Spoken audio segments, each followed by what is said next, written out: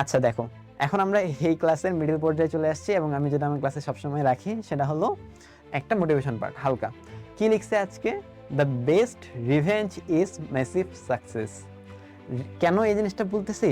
কারণ তুমি একজনের সাথে আসলে, একজন তোমার সাথে খারাপ ব্যবহার করছে, তুমি তার সাথে খারাপ ব্যবহার করতে যাচ্ছ, এটা তো আসলে কোনো ভালো কোয়ালিটির মধ্যে পড়লো না।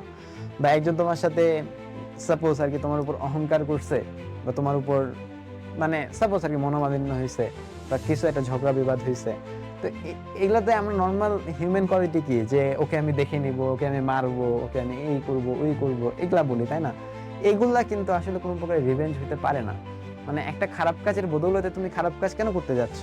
এই খারাপ কাজ করতে যাইও না, এই খারাপ কাজ করে আসলে তার কিছুই হবে না, তুমি তোমার নিজের কোয়ালিটিটাকে খারাপ করতেছো। রিভেঞ্জটা নাও তুমি তোমার সাকসেস দিয়ে। তুমি এমন ভাবে নিজেকে তৈরি করো যে সে তোমাকে দেখে হিংসা হবে, সে তোমাকে দেখে জ্বলবে যে সে এত ভালো কেমনে করতেছে, তাই না?